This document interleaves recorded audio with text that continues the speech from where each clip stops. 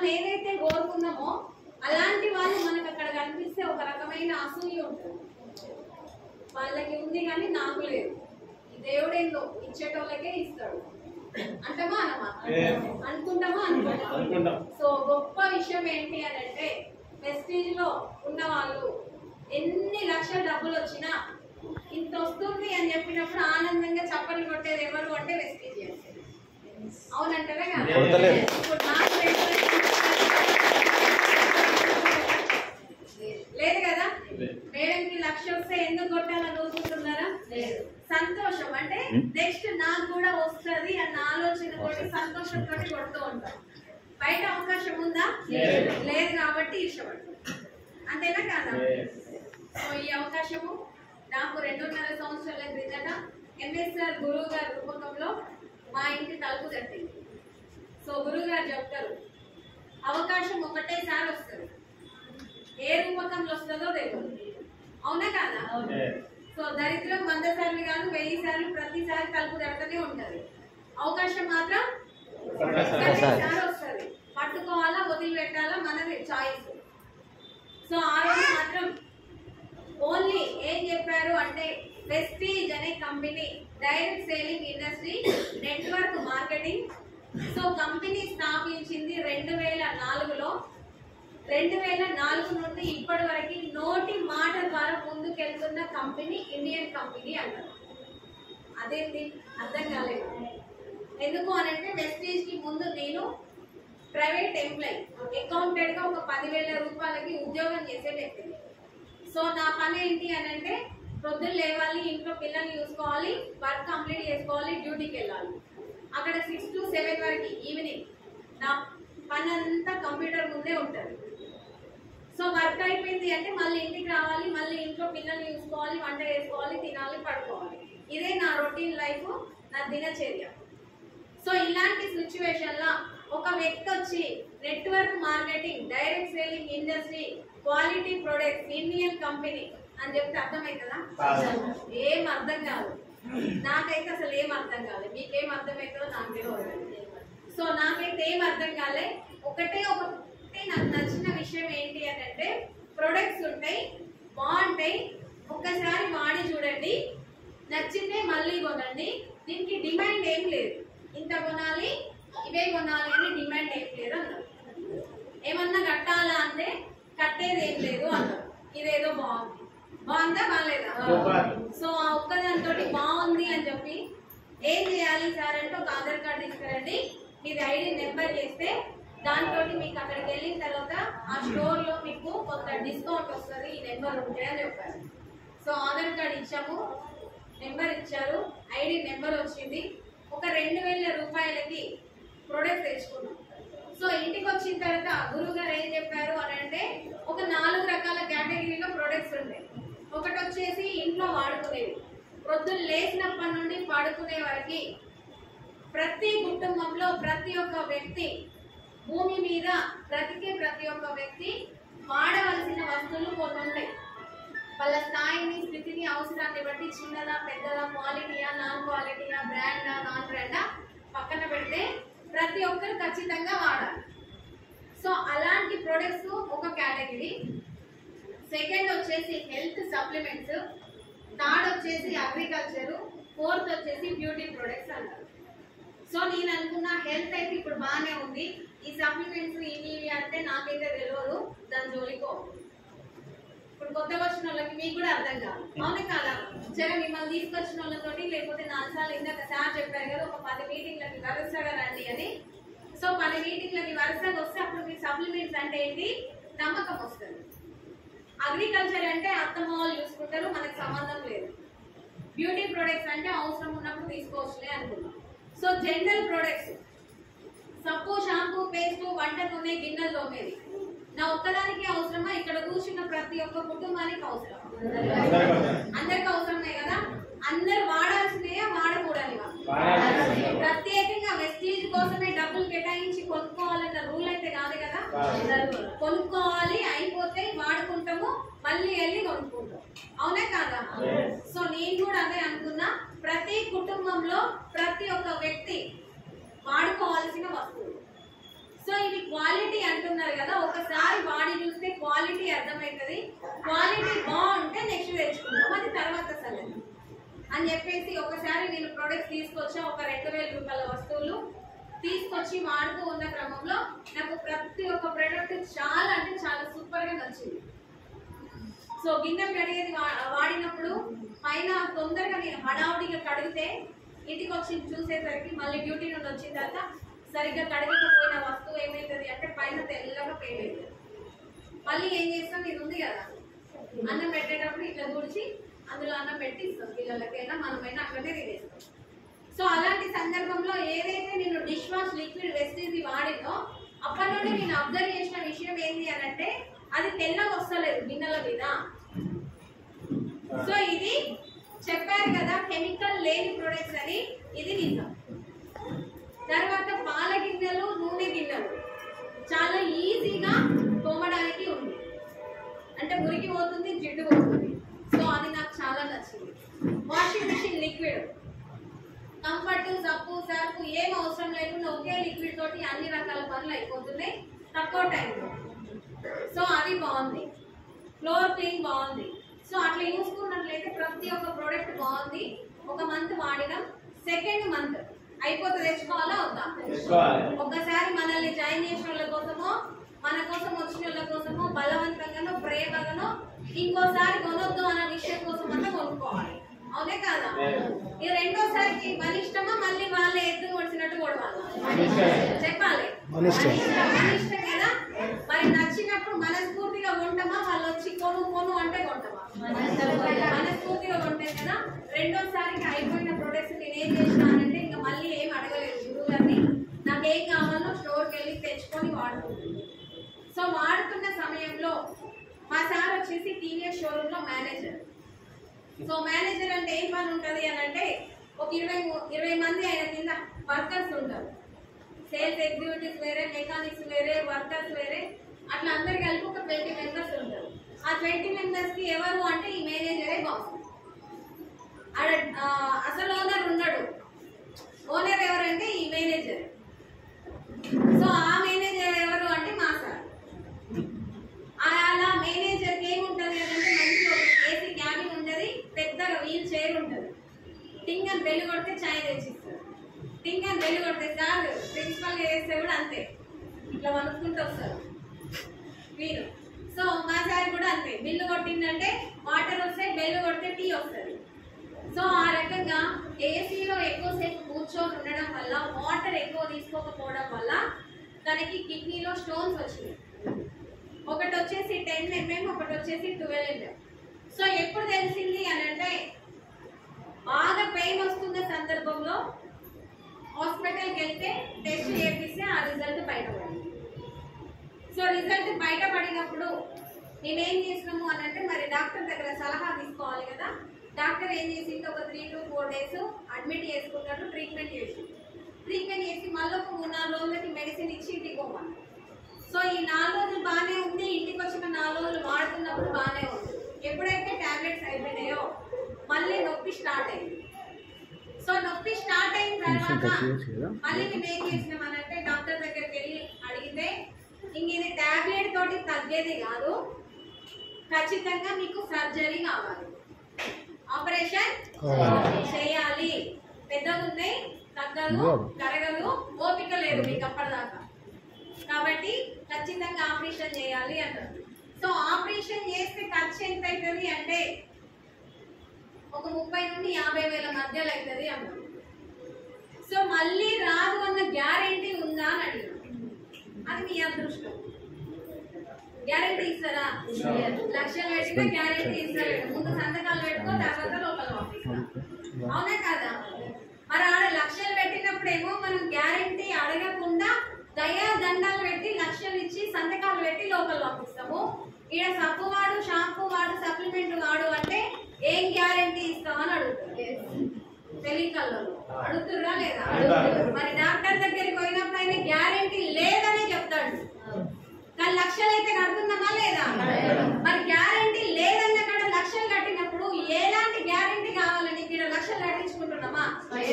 మరి ఒక్కటి వాడితే కదా నీకు అర్థమైతే అవుతుంది, అవునే కదా? సో అంటే మన బుర్ర ఎక్కడ వాడాలా ఏడ వాడద్దో కూడా తెలియలేని పరిస్థితిలో బతుకుతున్నాం, అవునంటారా కదా? అడగాల్సిన దగ్గర మేము మూసుకొని ఉంటాం, మూసుకొని ఉండాల్సిన కారణమేమో అడుగుతాం, అంతేనా కాదా? సో నేను కూడా డాక్టర్ దగ్గరికి వెళ్ళినప్పుడు సో మళ్ళీ డాక్టర్ గ్యారెంటీ లేదన్నప్పుడు నాకు ఒక విషయం గుర్తొచ్చింది. ప్రెస్టీజ్ లో సప్లిమెంట్స్ ఉన్నాయి అన్నారు కదా, ఒకసారి మళ్ళీ గురువు గారిని అడిగితే సప్లిమెంట్స్ గురించి చెప్పినప్పుడు వాడితే మరి దీని రిజల్ట్ ఎట్లుంటుందో చూద్దాం అని చెప్పేసి మళ్ళీ గురువు గారికి కాల్ చేస్తే సార్ ఏమన్నారు అంటే ఇది ఇంగ్లీష్ మెడిసిన్ కాదు. ఇప్పుడు పారాసిటమాల్ వేసుకున్నాం, 104 జ్వరం ఉంది, డోలో 650 వేసాం అనుకోండి, 10 నిమిషాలలో ఒళ్ళంతా చెమటలు పట్టేస్తాయి, అవునే కదా? 104 జ్వరం కాస్త మళ్ళీ 90కి వచ్చేస్తుంది, నార్మల్ అయిపోతుంది. సో అది కెమికల్ తోటి తయారైంది కాబట్టి దానికి యాక్షన్ రియాక్షన్ రెండు కూడా ఫాస్ట్ గా ఉంటాయి.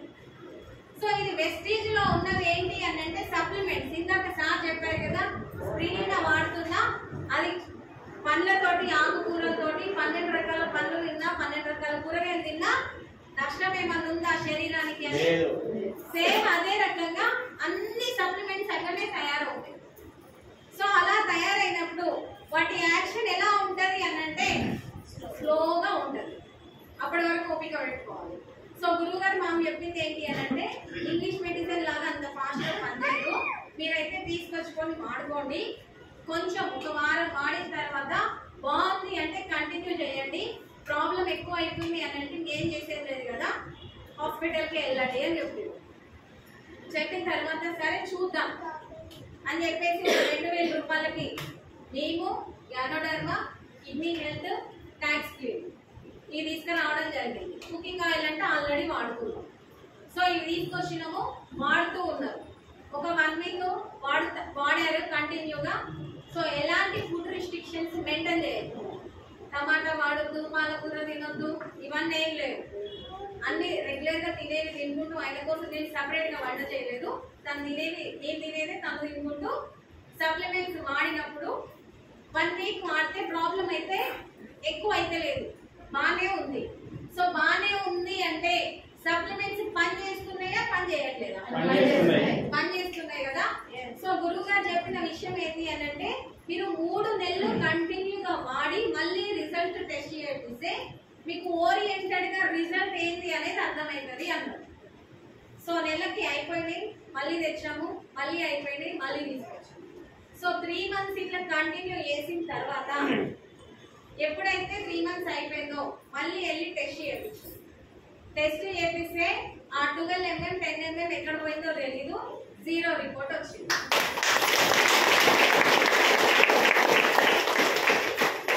సో 0 రిపోర్ట్ వచ్చినప్పుడు నమ్మొచ్చా నమ్మరాదా?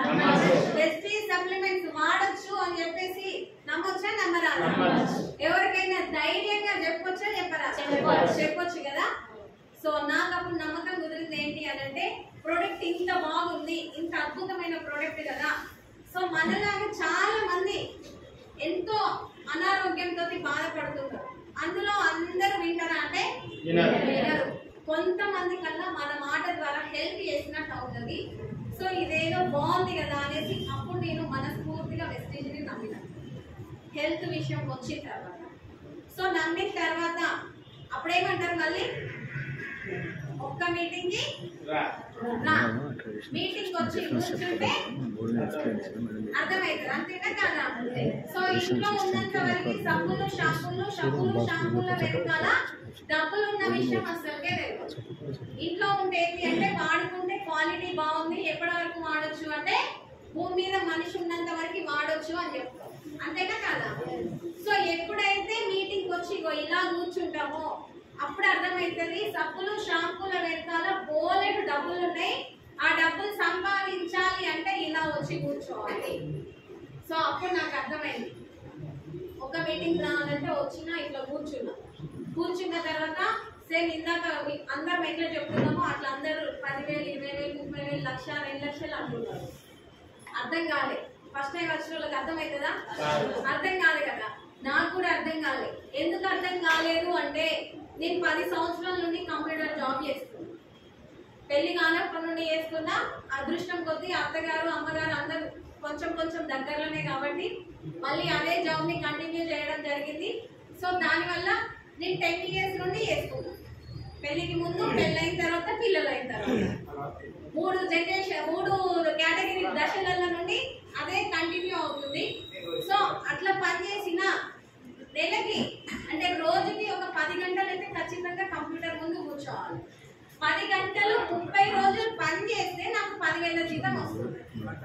10 సంవత్సరాలు చేసి నేను 2 కళ్ళు కాస్త 4 కళ్ళు తెచ్చుకున్నాను. కంప్యూటర్ ముందు కూర్చుంటే వస్తాయా రావా? 10 గంటలు కూర్చుంటే వస్తాయా రావా? 10 సంవత్సరాలు కూర్చుంటే వస్తాయా రావా?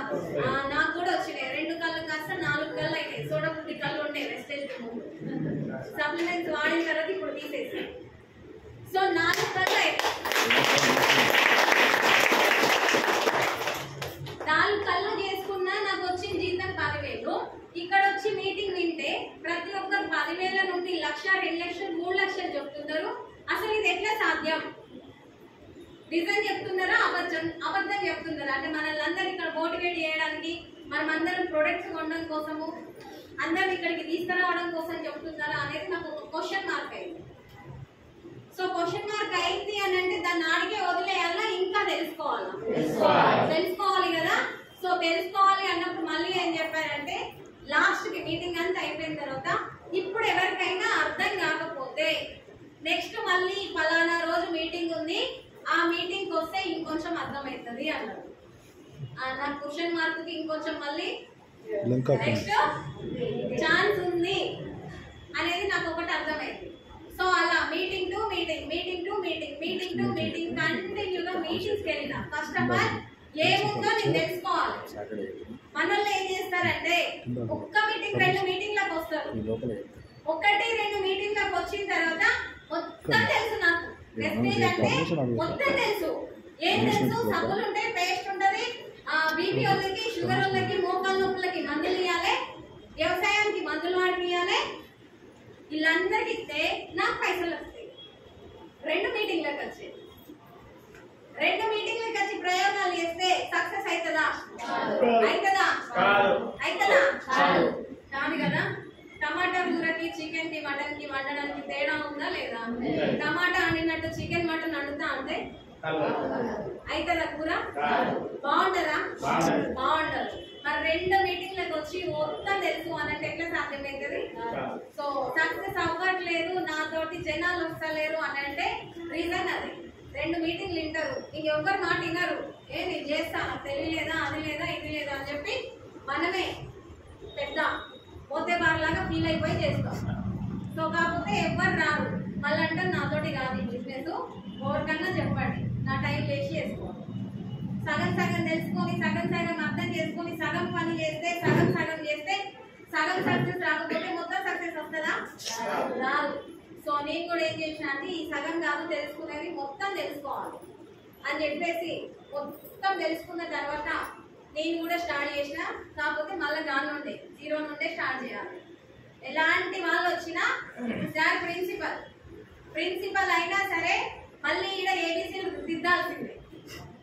సార్ డిపార్ట్మెంట్ అయినా సరే ఇక్కడ ఏబీసీలు దిద్దాల్సిందే. అదే చదువు రాని వాళ్ళు వచ్చినా గదే ఏబీసీలు దిద్దాలి. ఎవరికైనా కూడా ఒకటే సిస్టమ్ ఉంది వెస్టీజ్ లో. సో నేను కూడా మళ్ళీ సేమ్ యాజ్ గా ప్రొడక్ట్స్ కట్టుకొని బ్యాగ్ తీసుకొని ప్రొడక్ట్ బాగున్నాయి, క్వాలిటీ ఉంది, హెల్త్ ఉంది, తర్వాత నచ్చితే నలుగురికి చెప్తే డబ్బులు వస్తాయి, అట్లా చెప్పుకుంటూ పోయినా. చెప్పుకుంటూ వెళ్తున్న సందర్భంలో సపోర్ట్ చేస్తారా, వెనకకి లాగుతారా? ఏం చేస్తారు? వెనకకి లాగుతారు. సో మీకేదైతే జరిగిందో ఒకప్పుడు నాకు కూడా అదే జరిగింది. నాకు కాదు, ధనలక్ష్మి మేడం, శంకర్ సార్కి అదే జరిగింది, ఆ పైన ఉన్న ఎంఎస్ఎస్ సార్ గురువు గారికి కూడా అదే జరిగింది. సో కాదు కానీ వాళ్ళు ఒకటి ఏమన్నారు, డిసైడ్ అయ్యారు అంటే తెలియదు కాబట్టి వాళ్ళు అలా చెప్తున్నారు. మనం సక్సెస్ అయ్యి ఇక్కడ నిలబెడితే తర్వాత వాళ్ళే వస్తారు అని చెప్పి డిసైడ్ అయ్యారు కాబట్టి వాళ్ళు అక్కడ ఉన్నారు. ఈరోజు మేము ఇక్కడ ఉన్నాం, మీరు అక్కడ ఉన్నారు. సో నేను కూడా ఏం చేశాను అని అంటే ఇలా వెళ్ళి చెప్తున్న సమయంలో చాలా మంది నా మాట వినకపోగా నాకే సలహాలు ఇచ్చారు. అన్ని రోజుల నుండి చేసిన జాబ్ బాగుంది, ఫ్యాన్ కింద కూర్చుంటే 10,000 వచ్చేది, పిల్లలు ఇద్దరు వదిలిపెట్టి అటు తిరుగుతున్నావు, బ్యాగ్లో సబ్బులు వేసుకొని తిరుగుతున్నావు, ఈ సబ్బులు పేస్ట్లు అమ్ముతే నీకు ఎప్పుడు డబ్బులు వస్తాయి? రకరకాలుగా అన్నారు. అంటారా అన్నారా? అంటారు. ఇంకా రివర్స్ మా సార్కి ఏం పని లేదా, నీ భార్యని సబ్బులు పేస్ట్లు అమ్మానికి పంపిస్తున్నావు అని అన్నారు. అంటారా కదా? అంటారు. వాళ్ళ సలహాలు ఇక్కడ కాదు, మళ్ళీ పోయి ఆడ పెడతారు. పెడతారా పెడతారు. ఏడబెట్టినా మనం కదా డిసైడ్ అవ్వాల్సింది. సో మళ్ళీ మా సార్ ఏం చేశారంటే, నాకేం తెలియదు, నువ్వు మీటింగ్ పోతున్నావు కదా, నీ ఇష్టం వచ్చింది చేసుకో, నన్ను మాత్రం పిలువకు అన్నారు. ఇది చాలా లేడీస్ కి పర్మిషన్ వస్తే సరిపోతుంది కదా. నాకు కూడా గ్రీన్ సిగ్నల్ వచ్చింది, నువ్వేమన్నా వేసుకో, నన్ను మాత్రం పిలువకు. ఈ గ్రీన్ సిగ్నల్ ఒక్కటి చాలు నేను సక్సెస్ అవ్వడానికి అని చెప్పేసి సో నేను ప్రయత్నం చేసుకుంటూ పోయినా. సో గురువు గారు ఒకటే చెప్పారు, మళ్ళీ మీటింగ్ వచ్చి కూర్చున్నాయి కదా సెకండ్ టైం. వచ్చి కూర్చున్న తర్వాత సార్ అందరు ఇట్లా అంటున్నారు, మరి నేను తీసుకున్న డిసిషన్ కరెక్టా కాదా? వీళ్ళు ఇక్కడ వస్తే చదువు రాని వాళ్ళు లక్షలు అంటున్నారు, బాగుంది. ఇక్కడికి వచ్చిన తర్వాత బెలూన్ కదా గాలి నింపితే ఎంత పెద్దగా అవుతుందో అంతగానో ముగ్గిపోతాను, నాకు కూడా లక్షలు సంపాదించారు. అవునా? మళ్ళీ బయటికి బ్యాగ్ పట్టుకుని పోతే అదే బెలూన్ కి గుండె సూది కూర్చుతే ఎట్లయితే గాలి పోతుందో అట్లనే గాలి తీస్తారు. అవునా? ఇంత బతికి సబ్బులు అమ్ముతావు అని అంటే సార్ అన్నారు కదా, ఒకటే మాట చెప్పింది, నెక్స్ట్ మీటింగ్ వచ్చింది ఎవరు? నేను. సక్సెస్ అయిన వాళ్ళని చూసింది ఎవరు? నేను. సక్సెస్ అయిన వాళ్ళు మాటల్ని విన్నది ఎవరు? నేను. రాబోయే కాలంలో ఎంత తీసుకుంటాము అని చెప్పి వాళ్ళ సక్సెస్ ని చూపించింది ఎవరు? ఇక్కడ మనమే కదా చూసింది. మరి ఇన్ని చూసినందుకు బయట నువ్వు ఎవరినైతే అడుగుతున్నావో వాళ్ళకి వెస్టీజ్ ఎప్పుడు స్థాపించింది, ఏ ప్రోడక్ట్ ఉంటాయి, ఎక్కడ తయారైతే, కంపెనీ ఏంటిది, కంపెనీ చరిత్ర ఏంటి, అందులో ఆవ గింజ ఎంత మందమన్న తెలుసా అని అంటారు. ఒకసారి ఆలోచించాలి కదా. ఆలోచిస్తే వాళ్ళకి ఏం తెలుసు? ఏం తెలియదు. అవునే కదా? మనం తెలుగు సినిమాలు మస్తుగా చూస్తాం, జోక్ ఉంటే పగలబడి నవ్వుతామా నవ్వమా? సీరియస్ వచ్చిందనుకో కొట్టరా అంటమా సంపు, అయ్యో ఇక్కడ ఓడవలసింది అడగొట్టారు, జస్ట్ మిస్. మనమే డైరెక్షన్ ఇస్తాం, ఇక్కడ కూర్చోనా టీవీలో ఇస్తామా ఇయ్యమా? సేమ్ అదే సినిమా హిందీలోనూ తమిళ్లోనూ వచ్చింది. అర్థమవుతుందా? అర్థం కాదు. మరి ఈడ కదా మనం సినిమా చూసింది, ఆడ తెలియని చెప్తే ఏమంటారు? సలహాలు ఇస్తారా ఇయ్యరా? సో నేను కూడా అనుకున్నా, మరి వాళ్ళకి ఏం తెలియదు కదా, ఏం తెలియని వాళ్ళు చెప్తే వినాలా, అన్ని తెలిసిన వాళ్ళు చెప్పింది విని మనం కూడా వాళ్ళలాగా ముందుకెళ్ళాలి. అవునే కదా? సక్సెస్ అయిన వాళ్ళని ఆల్రెడీ చూస్తున్నామా చూస్తలేమా? మరి వాళ్ళు ఏదైతే పోయిందో మనం కూడా అట్లనే పోతే మనం కూడా సక్సెస్ అవుతామా కామా? సో అప్పుడు నేను డిసైడ్ అయినా, ఇంకెవ్వరేమన్నా కూడా బయట జనాల మాట వినేదే లేదు. ఇక్కడ ఎవరైతే చెప్తున్నారో వెళ్తూ ఉంటే సార్ చెప్పారు, 10 మంది నో అన్నారు, 20 మంది నో అన్నారు, 100 మంది దగ్గరికి పో, 100లో ఒక్కరు తగ్గుతారు, మళ్ళీ ఆ ఒక్కరితోటి 100 మందిని తయారు చేయి అని చెప్పిన తర్వాత ఈ లాజిక్ అర్థమైంది.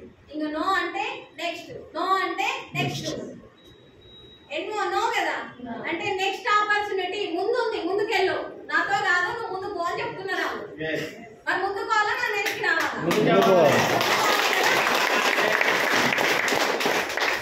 అది నేర్చుకున్నా. ఫస్ట్ ఇక్కడ మనం మెంటల్ ఏది డిసైడ్ అయితే అదే చేస్తాం. సో నేను అనుకున్నా వాళ్ళు రాలే, పోనీ వాళ్ళ కర్మ, తినేది లేదు, అంతేనా కదా? అయ్యో ఆమె వస్తుంది అనుకున్నా రాలేదు, ఆమె వస్తుంది అనుకున్నా రాలే, ఆమె రాకపోతే నా జీవితం సంగతి వస్తుంది అంటే ఎవరిదైతే ఈరోజు వాళ్ళు ఆడున్నారు, నేను ఈడున్నా, ఎవరిది సంగతి వస్తుంది? మరి అదే మనం కూడా ఇప్పుడు డిసైడ్ అయితే మనం సక్సెస్ అవుతామా లేదా? సో నేను కూడా అదే అర్థం చేసుకొని గురువు గారు ఏదైతే ధైర్యం నింపారో ఆ నింపిన ధైర్యం తోటి ముందుకు వెళ్తుంటే ఎవ్వరు రాలే, చుట్టాలు, ఫ్రెండ్స్, రిలేషన్స్, తెలిసిన వాళ్ళు ఎవ్వరు రాలే. ఎవరు వచ్చిర్రు అని అంటే తెలియని వాళ్ళే వచ్చిర్రు. దానికి కూడా నేను అడిగిన, మరి ఎంత మందిని నేను జాయిన్ చేస్తే నాకు 1,00,000 ఎంతమంది అవసరం లేదు, నలుగురు ఉంటే చాలు అన్నారు. నలుగురు దొరకరా? దొరుకుతారా? దొరకరా? గురుగారు దానికి కూడా ఒక ఉదాహరణ చెప్పారు. భూమి మీద ఉన్నప్పుడే నువ్వు నలుగురిని ఎత్తుకోపోతే పోతే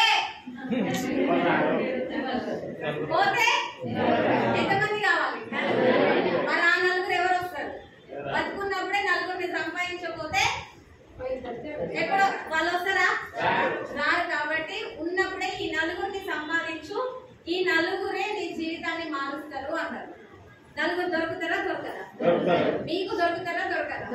ఇక్కడ కూర్చున్న వాళ్ళకి దొరికిలా లేదా? దొరికింది కదా. సో ఈ నలుగురిని సంపాదించండి. సో నేను కూడా నలుగురి కోసమే ప్రయత్నం చేసిన. ఆ నలుగురు కోసం చేస్తూ ఉన్న సందర్భంలో నేను వదిలిపెట్టి వచ్చిన జీతం ఎంత? 10,000 కదా. 10,000 జీతం నాకు వస్తే చాలు అనుకొని వచ్చిన. ఎందుకంటే నేను వదిలిపెట్టింది 10,000. సో నన్ను అందరు ఎగతాళి చేసింది అదే 10,000 కోసం కదా. ఆ 10,000 జనానికి చూపిస్తే చాలు అనుకోని నేను ఆ 10,000 కోసం వస్తే 10,000 వచ్చింది. బ్రాంజ్ డైరెక్టర్ అయినా 10,000 వచ్చింది. 10,000 వచ్చిన తర్వాత ఆగిపోతామా? ముందుకెళ్తామా? ముందుకెళ్ళాలి కదా. సో 10,000 20,000 అయింది, 30,000 అయింది, 40,000 అయింది, 50,000 అయింది. 8 నెలల్లో 56,000 అయింది.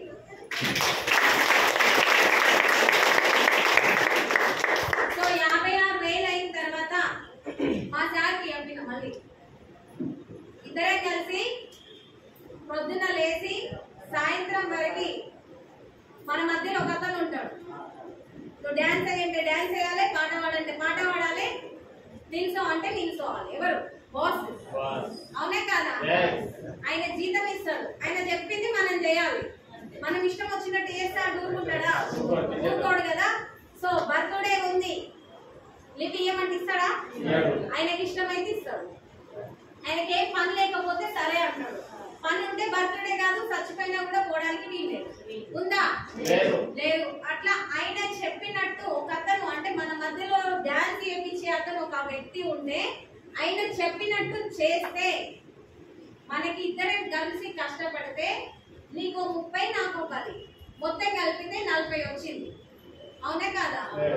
సో 40 తోటి జీవితము బాగుందా? సంతోషంగా ఉన్నామా? బాగుపడుతుందా? పైకి వెళ్తున్నామా అంటే ఏం లేదు. తిన్నామా పడుకున్నామా వరకే ఉంది.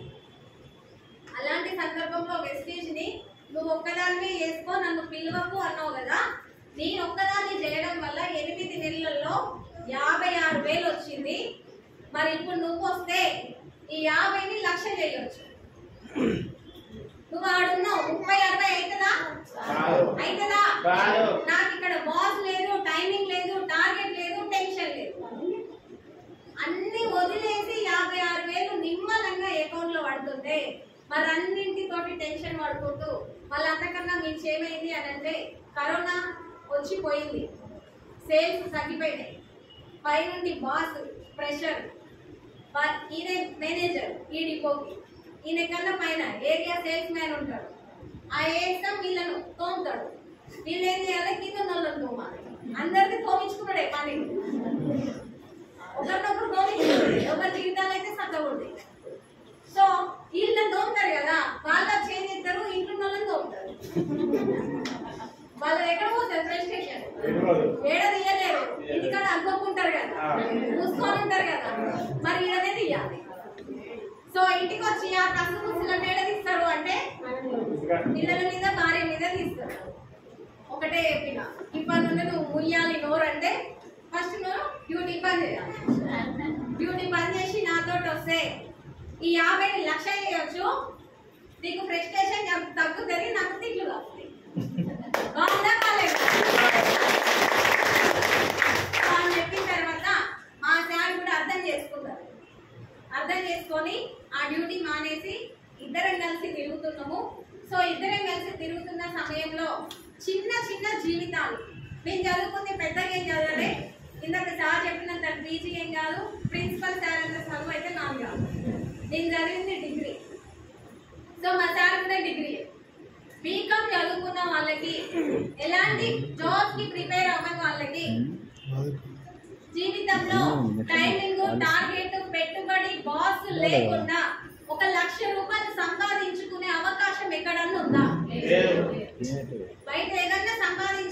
పెట్టుబడి పెట్టాలి, అవునే కాదా? పెట్టుబడి పెడితే వస్తుందా రాదా గ్యారంటీ ఉండదు, ఉంటుందా?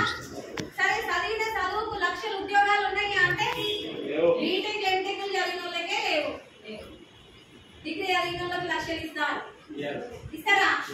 ఇయ్యరు. మరి ఎక్కడ ఉంది అని అంటే కేవలం వెస్టేజ్ లో మాత్రమే ఉంది అని చెప్పేసి నమ్మి ఇద్దరం కలిసి ఎంఎస్ఆర్ అనే అసోసియేషన్ కి తల వంచుకొని పనిచేస్తే సమాజంలో అసలు లక్ష అనే పదానికి అర్హత లేని వ్యక్తులం మీకు. అలాంటి వ్యక్తులకి లక్షని సమాజంలో తలెత్తుకునేలాగా మాకు లక్ష వచ్చి మా అకౌంట్ లో పడుతుంది.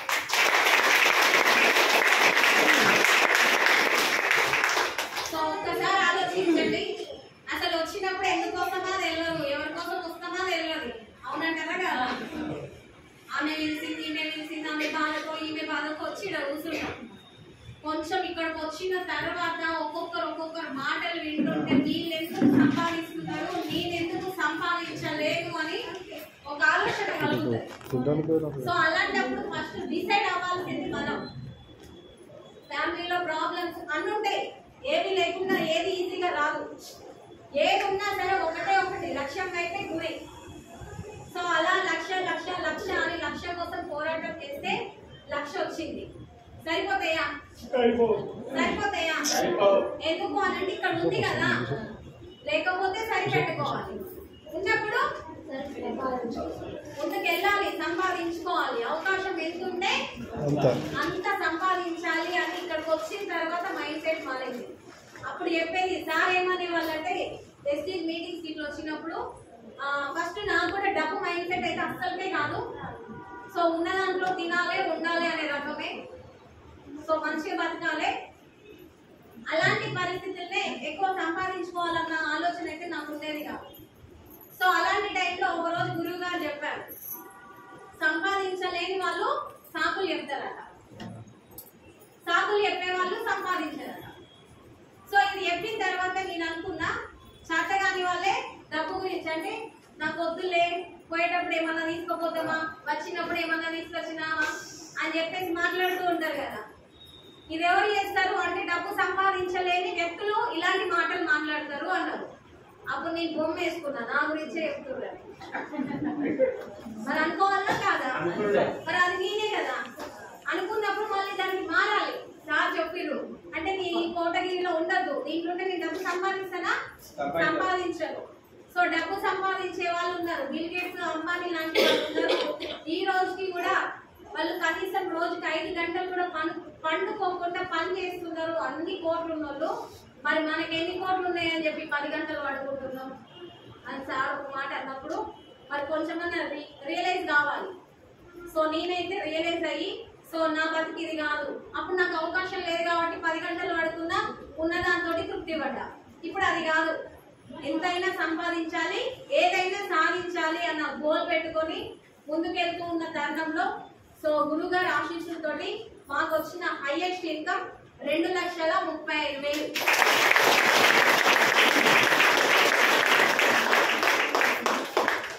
సో 2,35,000 ఇప్పుడు వస్తుంది. సో డిసెంబర్ ఇంకెన్ని నెలలు ఉంది? 5 నెలలు ఉంది కదా. సో 5 నెలల వరకు మీరెవరు ఉంటారా ఉండరా మీరు డిసైడ్ చేసుకోండి. నేను మాత్రం 5 లక్షలతోటి ఇక్కడ కనబడతాను. సో ఎందుకు అని అంటే నేను మెంటల్ గా ఫిక్స్ అయినా.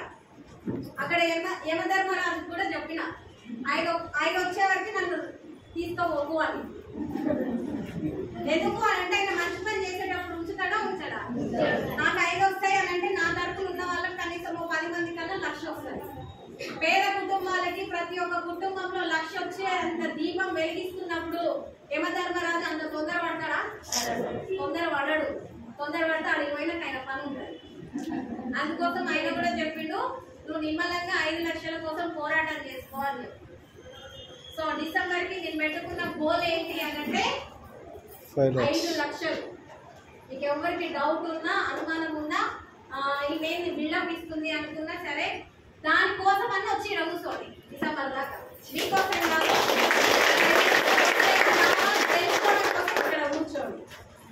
సో ఎందుకు అని అంటే చిన్న చాలని బతుకులు, ఏదో అవకాశం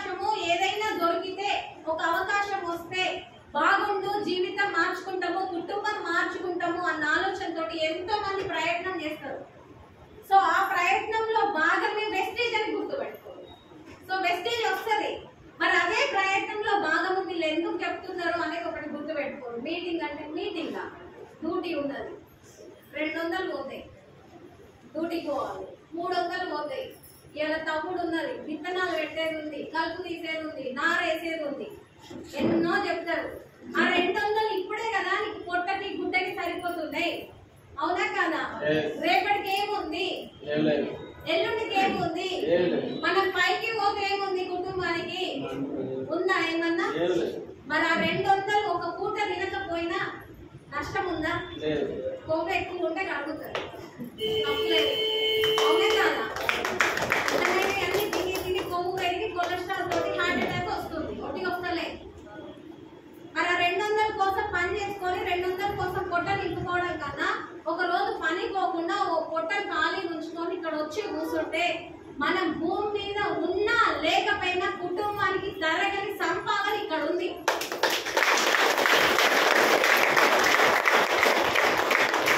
దానికోసం 200, 300 డ్యూటీ, పత్తి తీసుడు, దాన్ని త్యాగం చేయాలా వద్దా? ఏ త్యాగం చేయకుండా ఎవ్వరు సక్సెస్ కాలేదు. మహాత్మా గాంధీ ఎన్నో త్యాగాలు చేసిండు, స్వామి వివేకానంద త్యాగం చేసిండు, అంబేద్కర్ త్యాగం చేసిండు, చేయలే? ఇప్పుడు మోడీ చేస్తుండు, రేవంత్ అన్న చేస్తుండు. వాళ్ళందరూ సమాజం కోసమే చేస్తున్నారు, వాళ్ళ కుటుంబం కోసం కాదు. అంతేనా కాదా? వాళ్ళ కుటుంబం కోసం కాదు, సమాజం కోసం చేస్తున్నప్పుడు మనం సమాజాన్ని పక్కన పెడితే కనీసం మన కుటుంబం కోసం అయితే త్యాగం చేయాలా వద్దా? మన కుటుంబం కోసం మనం ఉన్నా లేకపోయినా ఈ రోజు అయితే నేను ఎంత హ్యాపీగా ఫీల్ అవుతున్నా అంటే ఏ క్షణం దేవుడు పిలిచినా కూడా వెళ్ళడానికి రెడీ. ఎందుకు అనంటే వెనకాల నేను లేకపోయినా 2,35,000 నా భర్త అకౌంట్ లో పడితే నా పిల్లలు నా భర్త హ్యాపీగా ఉంటారు. ఇన్ కేస్ నా జరంత నా మీద ప్రేమ ఎక్కువై నాతోటి నా భర్త వచ్చినా నా 2 పిల్లలు పాపకి బాబుకి అకౌంట్ లో 2,35,000 పడితే వాళ్ళు హ్యాపీగా ఉంటారా ఉండరా? తల్లిదండ్రులు లేని లోటు ఉంటది కానీ డబ్బులు లేవు అన్న బాధ ఉంటదా? డబ్బులు ఉన్నప్పుడు తల్లిదండ్రులు లేకపోయినా ఎవరైనా దగ్గరికి తీసి పిల్లల్ని సాగుతారు, అవునంటారా కాదా? తల్లిదండ్రులు లేని పిల్లల్ని డబ్బులు లేని వాళ్ళని ఎవరన్నా దగ్గరికి తీసుకుంటారా? కారణం ఏంటి? డబ్బే కదా. మరి ఆ డబ్బు ఇక్కడ ఉంది కదా, మరి దానికోసం పోరాటం చేయాలా వద్దా? ఒక్క సంవత్సరం జీవితాన్ని త్యాగం చేయొచ్చా ఏరాదా? నేనైతే కోసిన వెస్టేజ్. ఎంఎస్ఆర్ గురువు గారు ఏదైతే నింపుతారో నరంగా వెస్టేజ్ నిండిపోయింది. నాతో ఉన్న ప్రతి ఒక్క లేడీస్ కి నేను అదే చెప్తాను, ప్రతి ఒక్కరు ఒక్క సంవత్సరం జీవితాన్ని త్యాగం చేయండి. బతుకున్నన్ని రోజులు చాతనైనా చాతకాకపోయినా రూపాయికి 200కి 300 కోసం పని చేసుకొని మంచాల వంట ఎవరు తెచ్చిస్తారు, ఎవరు పెడితే తిందామా అని చూడడం కన్నా అన్నింటినీ వదిలేసి ఒక్క సంవత్సరం త్యాగం చేయండి. భర్త అన్నాడు, పిల్లలు అన్నారు, కొందరు సిల్లీ రీజన్స్ చెప్తారు. మా ఆయన వద్దంటాడు, మా ఆయన తిడతాడు, మా ఆయన పంపిస్తలేడు. మీ ఆయనకు తెలియదు కదా దీని వెనకాల చరిత్ర, తెలిస్తే వద్దన్నాడు. శ్యామల మేడంకి వాళ్ళ ఆయన కూడా వద్దన్నాడు, కానీ నాకు తెలుసుకుంది. ఏమైనా సరే నేను పోరాటం చేయాలి, సక్సెస్ కావాలి, తర్వాత మా ఆయన కూడా తీసుకొస్తా అంటే ఇప్పుడు ఏం చేస్తాడు, బ్యాగులు బాటిల్ నింపి పెట్టి టిఫిన్ బాక్స్ నింపి పెట్టి 10 సార్లు ఫోన్ చేసి ఏమన్నా విలువరి మధ్యలో అని చెప్తాడు. ఇప్పుడు ఇంటికి పోయేసరికి వంట చేసి పెడతాడు. తెలిసింది కాబట్టి, అవునే కాదా? మరి తెలిసేదాకా ఓపికతోటి మనం పని చేసుకోవాలా వద్దా? చేసుకోవాలి. మగవాళ్ళంటే పాపం వాళ్ళు తెచ్చి పెడితే మనం తింటాం కాబట్టి జనాభాలో తక్కువ ఉంటాం. వెస్టీజ్ గా మేము పోరాటానికి అయిపోయి ఉన్నాం కదా, అవి వదిలి పెడితే నా కుటుంబానికి ఏమైతుంది అని చెప్పేసి అందుకే 95% ధనలక్ష్మి మేడం టీమ్ లో కానీ రష్మిక మేడం రవిసార్ టీమ్ లో కానీ 95% లేడీసే ఉంటారు.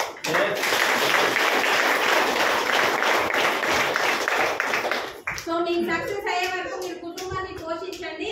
మీరు సక్సెస్ అయిన తర్వాత మా వెనకాల రండి అని చెప్పి మేము భరోసా ఇచ్చి ముందుకు నడుస్తున్నాం. సో ఈ సక్సెస్ మాకే ఉందా, మీకు కూడా ఉందా? అందరికి ఉంది. కానీ మేము డిసైడ్ అయినా మీరు డిసైడ్ అవుతారు. మీరు డిసైడ్ కాండి. మిమ్మల్ని ఎవరు తీసుకొచ్చిర్రు మీ చేయి పట్టుకొని మీకు తెలియదు, కానీ ఒక 3 నెలల నుండి 6 నెలల వరకు వాళ్ళు ఏం చెప్తే ఆ పని చేయండి. చిన్న పిల్లలకి తినిపిస్తే తింటారు, తాగిపిస్తే తాగుతారు, పడుకోబెడితే పడుకుంటారు. అవునే కదా?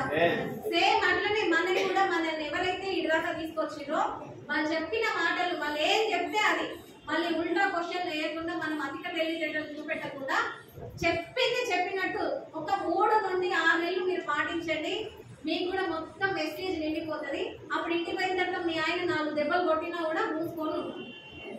ఎందుకంటే గురువు గారు చెప్తారు, ఇప్పుడు సక్సెస్ అయ్యే వరకు 4 కొడితే నువ్వు పడు, నువ్వు సక్సెస్ అయిన తర్వాత 4కు వడ్డీతో 8 కొట్టు అని చెప్తారు. కానీ అప్పుడు కొట్టడం అవసరం లేదు, వస్తారు కదా మనకి, దీనికి వస్తారు కదా, ఇక సరిపోదా? పాపం కొట్టాలనా? అలా జీవితం త్యాగం చేసి మన కోసం వస్తుంది కదా, అవునే కాదా? సో దయచేసి చేతులు ఎత్తి నమస్కరించి చెప్తున్నా. ఎందుకు చెప్తున్నాము అర్థం చేసుకోండి. చిన్న చిన్న జీవితాలు మాకు బాగుంది, లేకపోతే కొందరు ఏమంటారంటే మా ఆయన తెచ్చి పెడుతుంది మేడం, మాకు అవసరమే లేదు డబ్బు గురించి అంటారు. కొందరు ఉంటారు, ఎందుకు మాకు తగ్గుతారు అప్పుడు, మా ఆయన తెచ్చి పెడతాడు, నాకు అసలు ఏం అవసరం లేదు, నేను సూపర్గా ఉన్నా అంటారు. ఆ తెచ్చి పెట్టే టైంకి నువ్వు ఉన్నన్ని రోజులు ఆయన నీతో ఉంటాడు అని గ్యారెంటీ ఉందా? ఇన్ కేస్ ఆయనకి తొందరగా దేవుడు పిలిపొస్తే పోతే పరిస్థితి మీదేంటి? అప్పటి వరకు నువ్వు ఇంట్లో నుండి బయటికి వెళ్ళకుండా పాల ప్యాకెట్ కి కూరగాయలకు కూడా బయటికి వెళ్ళని వ్యక్తివి. ఇప్పుడు నువ్వు బయటికి వెళ్ళి పాల ప్యాకెట్ నువ్వే తేవాలి, కూరగాయలు నువ్వే తేవాలి, డబ్బు నువ్వే సంపాదించాలి. అప్పుడు నువ్వు ఎంత త్యాగం చేయాల్సి వస్తుంది, ఎంత తపన పడాల్సి వస్తుంది, అవునా కాదా? దానన్నింటికి ముందే వెస్టేజ్ నీకు వచ్చింది దేవుడి రూపకంలో. పట్టుకొని ఉండు, నిలబడు, సక్సెస్ అయిన తర్వాత దేన్నైనా సాధించవచ్చు. సో నేను చాలా టైంలో కూడా నేను మా టీంలో కూడా నేను చెప్తూ ఉంటా. సో ఎక్కువ మంది సెలబ్రిటీస్ ఉంటారు కదా, అవునా కదా? సెలబ్రిటీస్ ఇళ్లలో చనిపోతే శవం మీద వాడి బోర్ అని ఏడుస్తారా? ఏడుస్తారా? ఏడుస్తారా? అది శవమే కదా, ఆ మనిషి చచ్చిపోయింది కదా. ఇక్కడ మంచిగా మనం ఎట్లయితే కుర్చీలలో కూర్చున్నాం అక్కడే కూర్చున్నాం, అవునా కాదా? అదే మనం మధ్య తరగతి కుటుంబాలలో ఇంటి ముందు శవం వచ్చింది అనుకో, ఏంటి పరిస్థితి? ఏంటి పరిస్థితి? 4 వాడలకి వినవడాలి, అవునా కాదా? అవునా కాదా? ఎందుకు అని అంటే వాళ్ళ వెనకాల డబ్బు ఉంది కాబట్టి ఆ మనిషి పోయినా ఆ డబ్బుతోటి బతుకుతారు. ఆ ధైర్యం ఉంది వాళ్ళ దగ్గర. మనిషి లేడన్న బాధ కానీ డబ్బున్న ధైర్యంతో వాళ్ళు మనసుకి నిమ్మలంగా చేసుకొని ఉంటారు. మన వెనకాల అది లేదు ఇది లేదు, ఇంకేం చెప్తాం? ఇదవాడి, అవునా కాదా? అవునా కాదా?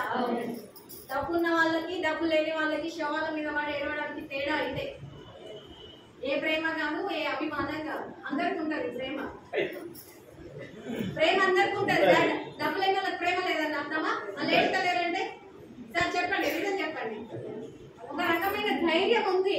ఆయన పోయిండు, మీద పడిపోయింది, కింద పడిపోయింది, వస్తాడా? రాడు కదా. ఏడుస్తున్నామని లేచి నిల్చుంటాడా? నిల్చోడు కదా. మరి ఏడుస్తున్నామని చెప్పి చచ్చిపోయిన తీసుకొచ్చి ఇంట్లో పెడతారా? అది చెయ్యరు కదా, అవునా కాదా? ఒకటి రీజన్ డబ్బు. ఆ డబ్బు మనిషిని ఎంత ధైర్యంగా ఉంచుతుందంటే ఈ రోజు మేము డబ్బు సంపాదిస్తున్నాం, డబ్బు విలువ అర్థమైంది కాబట్టి ఆ ధైర్యంతో మాటలు వస్తున్నాయి. మేమేం నేర్చుకొని మాట్లాడినాయి కాదు, ప్రిపేర్ అయ్యి వచ్చి రాసుకొని మాట్లాడినాయి కాదు. సార్ ఉపన్యాసం ఇవ్వాలంటే 3 రోజుల ముందు నుండి ప్రిపేర్ అవ్వాలి. పిల్లలకి, పేరెంట్స్కి, టీచర్స్కి ఎలా ఎడ్యుకేట్ చేయాలి అని. ఇక్కడ మాది ప్రిపరేషన్ ఉన్నది. ఇక్కడ తెలుసుకునేదాకా ఏ మాటలు వస్తాయో తెలియదు, సిచ్యువేషన్ బట్టి మాటలు వస్తాయి. సో మీరందరూ డబ్బు సంపాదించే జాబితాలో ఉండాలి. సో మన వంతు సాయం భూమి మీద వచ్చినామా పోయినామా అనుకున్నా మనకంటూ కొన్ని ఆనవాళ్ళు ఉండాలి. అంటే వెస్టీజ్ రూపకంగా మనం బాగుపడుతూ మనతో పాటు ఉన్న వాళ్ళ జీవితాలను బాగు చేయడమే మన ధ్యేయం. సో ఇది మేము ఒక యుద్ధం లాగా వెస్టీజ్ ని నింపుకొని సో మన జీవితాన్ని పూర్తిగా వెస్టీజ్ కి అంకితం చేస్తాం. సో మీరు